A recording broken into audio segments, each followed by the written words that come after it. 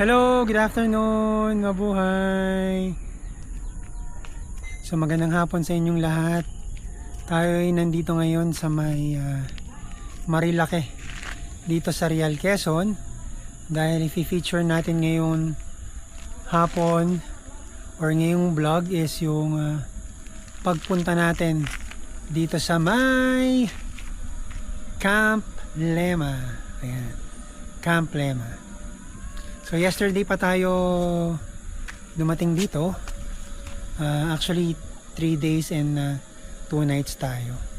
So tara, pasukin natin para makita nyo kung ano na yung loob ng Camp Lema. Kasi first time namin nagpunta dito is 6 months ago and marami ng improvement since nung nagpunta kami. So join us at libutin natin ang loob ng Camp Lema. Ayan. So as I've mentioned earlier, yung Camp Lema is nasa Marilake Highway. So makikita nyo ayan, no, yung bundok sa paligid niya. So part na to ng Sierra Madre. Meron palang ano dun, no, Lomi House sa kabila. So ito yung entrada ng Marilake. At syempre kasama natin ang ating magandang may bahay. Yes, na si Jen. Kumakaway-kaway pa. Talaga naman. So ayan, yung Marilake, daanan talaga ng mga nagmumotor to. So ayan, pasokin natin. So mga ganitong oras din kami dumating yesterday. So ang oras ay 4 o'clock na ng hapon. So pagpasok mo ng Camp Lema, yan ang bubungad sa'yo. Wow! Yung kanilang area, bonfire area. O yan, may magsiset ng bonfire mamaya. Naglagay sila ng ano ngayon, ng kahoy. So ayan, masarap magpahinga rito. Tapos yan ang view mo. Yan. So sa hapon, ganitong oras, medyo malamig na yung panahon. Actually, no, first time kami nagpunta, mas malamig kasi February yun. So yan yung mga puno. And then pag ikot natin dito, meron silang pavilion. And yan. And ito yung mga accommodations nila. Mga tents na good for 2 persons. I think if I remember it correctly, 1.5 yan per night. So ayan, merong ano ngayon, may tao ngayon na naka stay for overnight. Tapos ito yung parking area niya. Since weekday ngayon, konti lang yung tao. So before nung nagpunta kami, medyo puno. So yung mga nakapark, yung iba sa labas. And ito, improvement nila to, itong bahay na to. Dati wala yan, nung January. So dyan daw nag-i-stay yung may-ari, tsaka yung mga staff niya. Tapos nasa baba din yung tindahan nila dito. So meron silang tindahan. So kung meron kayong kulang sa mga dala-dala nyo, makakabili kayo dyan. So ayan uli. Yung ito mo naman, di ba? Maganda talaga dito. Wala na Instagrammable yung location na to. So ayan. Ang background mo is yung bundok na maraming mga puno. Yan. Napaka refreshing magstay dito. And then may duyan sila. Ayan. Ayan. Walang kaduda-duda na duyan. Kasi may nakalagay na duyan.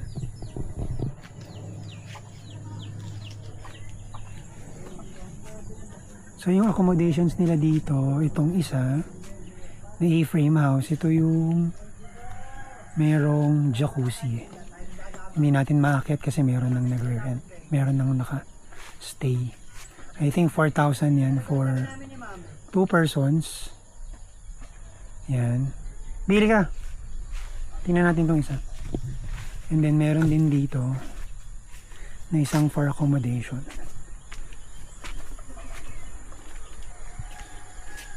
So yan. Kita mo naman, no? Grabe. Malamig yung ano, medyo malamig yung simoy ng hangin. So yan ang makikita mo.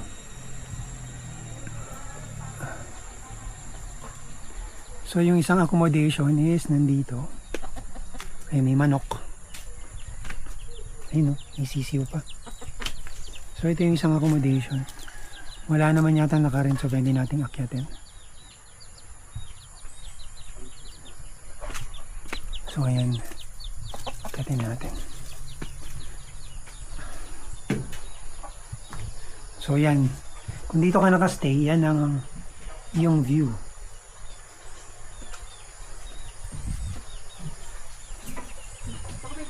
Wala. So yan yung view mo from here. Wait, open. Bukas ba? So buksan natin. Tingnan natin kung ano itsura. Okay. Ganun siya kalaki, for 2 lang talaga. So yan. May bed. May fan. At syempre may ilaw. May table, may saksakan. Okay na din. I think it's 2 to 4 eh, parang... Pero pwede hanggang 4. Pero hanggang 3 lang siguro comfortably. So ayan. May lamesa. So talagang makakapag-ano ka, oh. Ganda ng view, oh. Diba?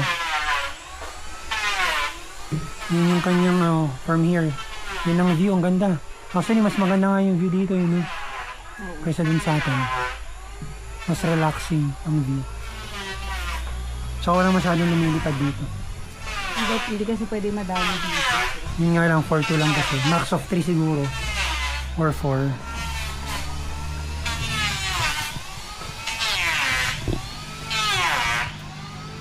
So, tara, let's. Punta natin yung... Meron silang ano dito, pool. Puntahan natin. Ayan, may model. Ayan, may model pa tayo bumababa. Tapos yung room wala siyang CR. Ang CR niya yung nandito sa baba. Paikot tayo, di? Ayan yung CR niya. Dito sa baba. And syempre may lababo. Ayan, may lababo. Yung CR. Oo, okay din. Gumagana kaya yung hot and cold dito? May hot and cold. Yan yung CR. Basta yan. Oo, di ba naman? Ganda ng view talaga.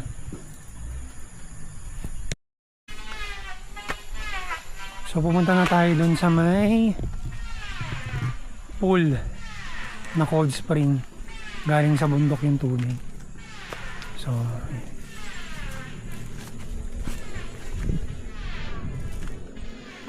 nang una kaming nagpunta dito ni Jenny, dito kami nag-pitch sa may open area. Nag-rent kami ng tent dito for 1.5. 1.5 yun, di ba? Bayad natin. Good for 2 yun.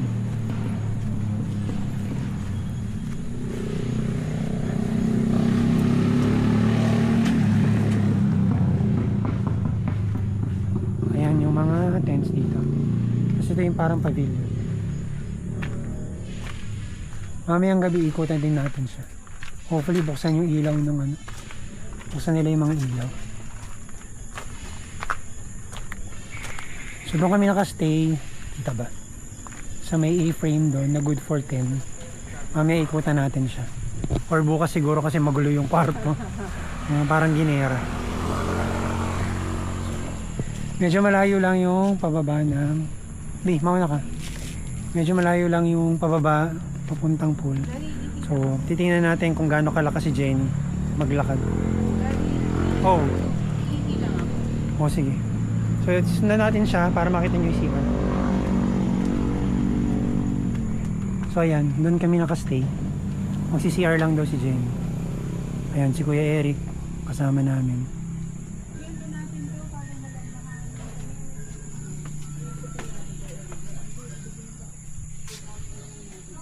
Maganda nga mamaya doon tayo magkape oh. Sa open. Kasi ito, meron siyang dito kami lalababo. And then may CR din siya. Ayan. Toilets for girls and for boys.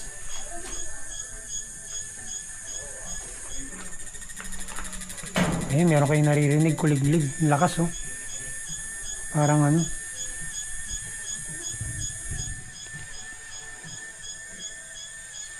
So, ayan. So, itong area na to, nagpipitch din ng tent dito. I think for bigger groups, dito sila nagpapa-pitch ng tent.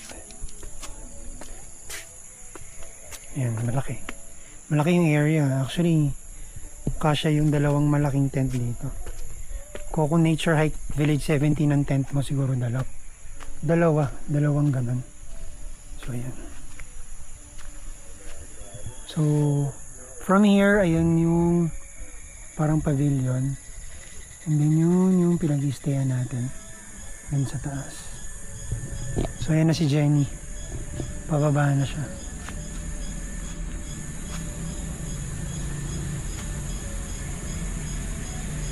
Ang lakas nung ang lakas nung kuliglig. Nag-shades ka ba? Hindi naman na malano? Hindi na maaraw? So, bababa na tayo. Tayo ay bababa na. So, nung January, kung na kami nagpunta rito, hindi pa, ginagawa pa lang to. Pero meron ng pathwalk, pero yung guide rails, hindi pa gawa. So, ngayon gawa na. Sana mamaya ilawan nila. Kasi kagabi hindi nila ilinilawan. Hindi natin nakita yung kagandahan nito. Meron din kasing meron na silang doon platform sa baba. So pwede nang mag-pitch ng tent malapit doon sa may parang pool. So yung sa pool diyan nang gagaling yung tubig. Ayan. Pababa. From the From the mountains, CR.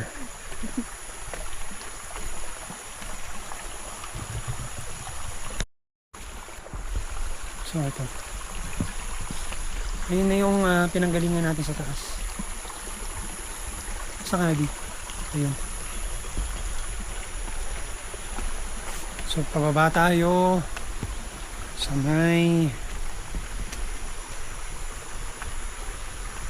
pool, papunta sa pool. Yan. Yan yung bababain natin.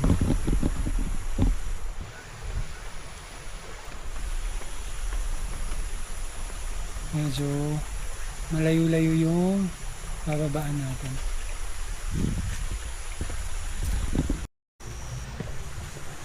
So past 4, ano oras na ba? 4:35 na. Medyo makulimlim na rito.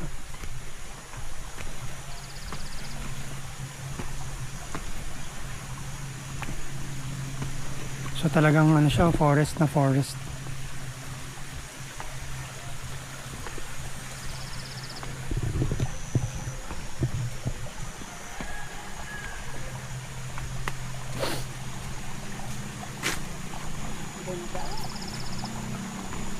Sana buksan nila yung ilaw. Tatanungin natin kung pwedeng buksan. Sasabihin natin magbablog lang tayo sandali. Para buksan nila. So yun na, kita na rito yung pool. So yun yung sinasabi ko na bagong gawa nila, may platform na. So 4 na group siguro yan na for pitching. Kasya yung tent natin dito sa malaki. Siguro. Parang bitin, no? Sa gilid. Kasya siguro. So, ayan. Ito naman, meron pang design yung kanilang ilaw. Yung mga pagandaan pa. Hindi, mag-ingat ka rito ha. Gumagalaw yung ano. Ayan, gumagalaw. Hindi ka naman siguro malalaglag. Oo. Ayan, medyo malaki din yung platform. Pero hindi kasha yung tent natin dito na malaki na. Kasi, wow. Hindi ko palang pa natatry mag-pitch ng tent sa platform. Hindi ko alam kung paano ito pilit. Ayan, so ayan siya. Tapos ito na yung... Oh, ay, malinaw na siya today. Mabati sa malinaw na. Super linaw. Wow. Kasi kahapon medyo brown yung kulay ng tubig. So ngayon, since hindi umulan, malinaw na. Malinaw na siya. Ayun, ayun, malinaw ng tubig.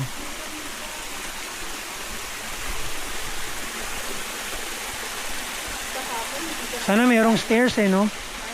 Sana mayroong stairs na pwedeng apakan. Pwede ka mag-sit dito, no? Oo.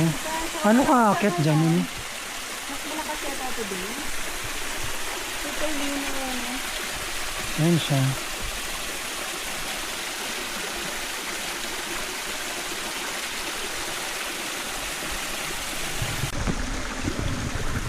So ayan, meron pang lamesa rito. Oh. Linaw ng tubig ngayon.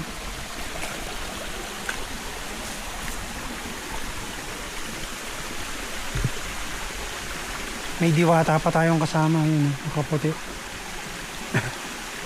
Kumakaway-kaway pa. So babalik na kami sa taas.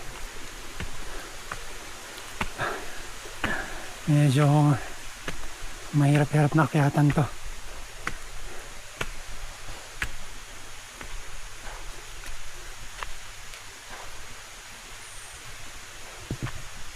Ito lang yung kagandahan pag kayo lang ang tao sa campsite.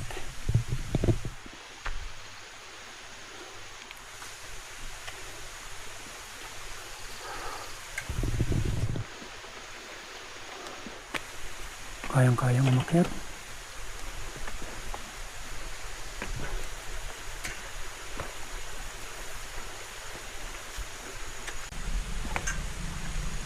So paakyat na tayo.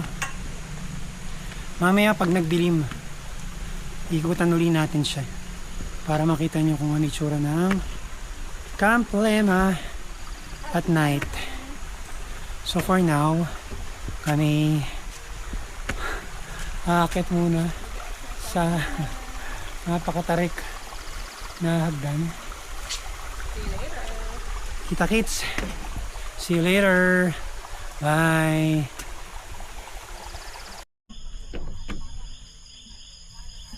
Hello, good evening, mabuhay. So gabi na. It's 6:32 ng gabi dito sa Camp Lema. So binuksan na nila yung mga lights nila dito sa loob ng campsite. So check natin para makita nyo kung ano itsura ng Camp Lema sa gabi. So let's go. So ito yung labas ng Camp Lema sa gabi. So as I've mentioned earlier, ang oras ay 6:30 ng gabi. So ayan, meron ng signage na may ilaw si Camp Lema. Medyo maambon-ambon. So bibilisan lang natin yung ating paglibot sa gabi. So ayan yung parking. Meron silang mga ganong pailaw sa hagdanan. Ayan siya. Yung sasakyan natin. So ayan. Maliwanag siya sa gabi. Ang ganda ng mga pailaw nila. Ayan yung sa may accommodations sa gabi.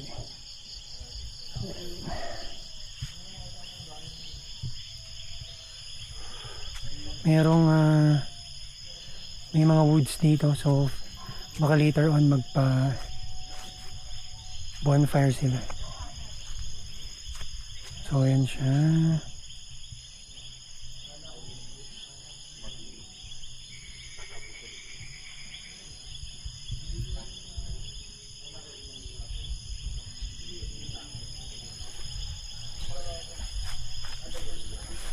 So meron lang isang camper dito. Yung nasa gitna, yung may ilaw.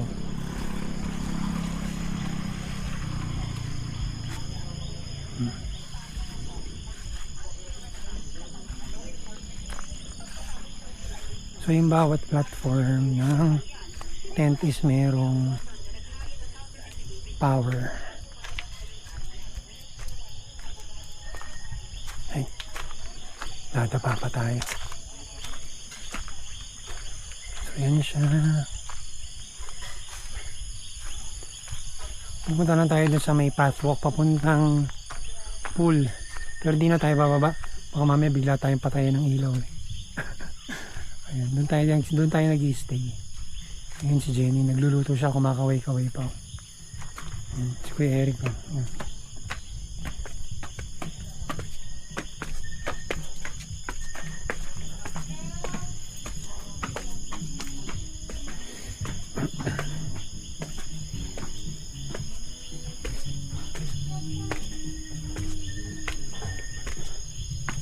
Apa tayo, sandali.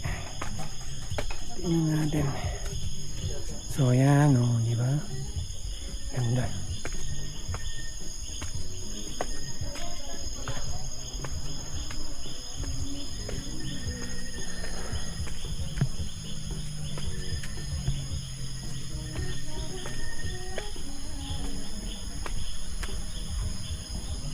So yun yung sa taas.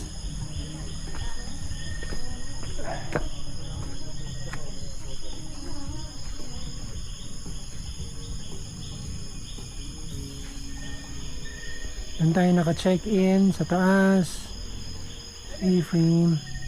And then lakaran lang natin to ng konti.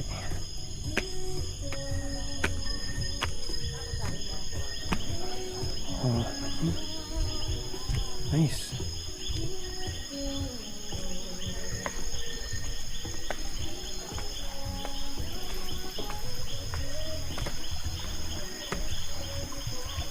Hindi papunta sa baba. Hindi na tayo bababa dun. Ganito na lang tayo.